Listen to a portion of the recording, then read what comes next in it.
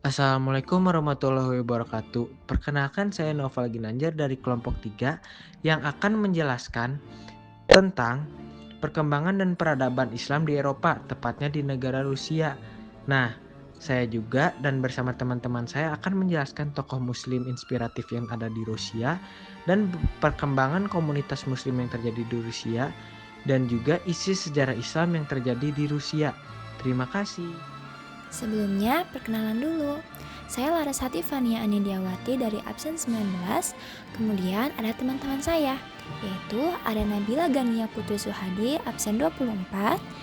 Lalu ada Novel Ginanjar dari absen 25. Dan juga ada Widya Ekaningsi absen 34. Selamat menonton.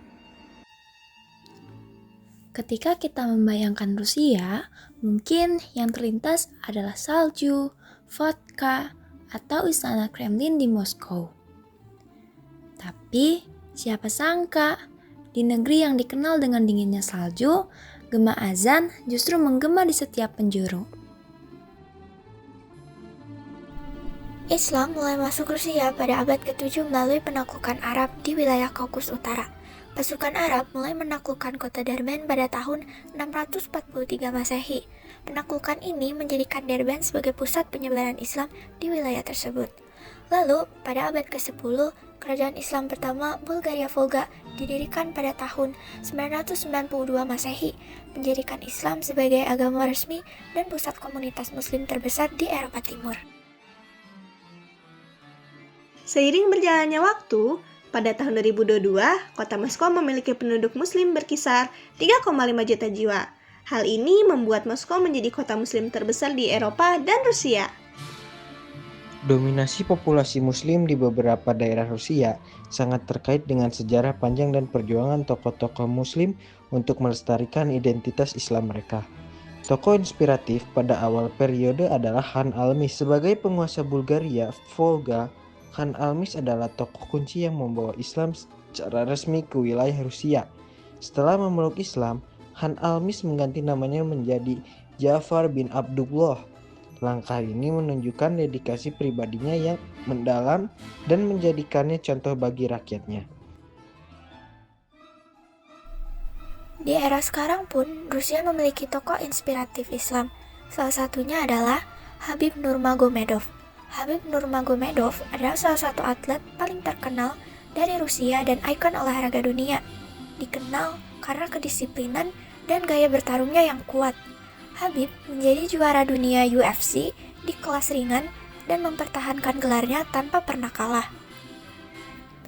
Habib sering menunjukkan nilai-nilai Islam dalam kehidupannya, seperti kerendahan hati, menghormati orang tua, dan menjauhi gaya hidup glamor.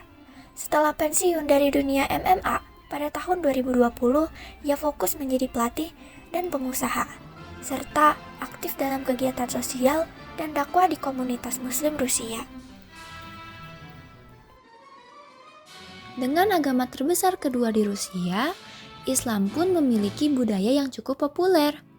Salah satu tradisi berpakaian yang mencerminkan budaya Islam di Rusia adalah penggunaan kerudung kaz. Kerudung ini populer di kalangan perempuan muslim dari suku Tatar dan Baskir. Kerudung kaz ini bukan hanya sekedar penutup kepala, tetapi juga memiliki makna simbolis yang dalam sebagai lambang kehormatan, kesopanan, dan identitas keislaman. Biasanya, kerudung ini dikenakan dalam berbagai acara penting, seperti pernikahan, perayaan keagamaan, dan upacara adat. Namun, ada tantangan yang harus dihadapi oleh masyarakat Rusia, yaitu masih terdapat diskriminasi dalam berbagai bentuk. Contohnya adalah larangan berjilbab di sekolah. Pemerintah Rusia menyatakan Islamofobia sebagai bentuk rasisme yang tidak dapat diterima. Komunitas Muslim di Rusia berjuang untuk hak sipil dan toleransi melalui dialog antaragama, memperjuangkan izin pendirian masjid, serta menuntut kebebasan beribadah tanpa diskriminasi. Mereka juga melawan stereotip lewat media dan budaya sambil memperkuat citra positif Islam di masyarakat.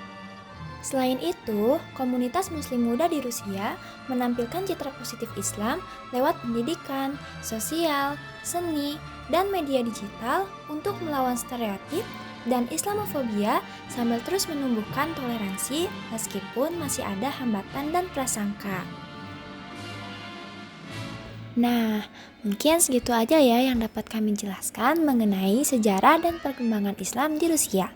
Semoga teman-teman yang menonton ini dapat mengerti dan bisa mengambil pelajaran. Terima kasih banyak teman-teman semua. Wassalamualaikum warahmatullahi wabarakatuh.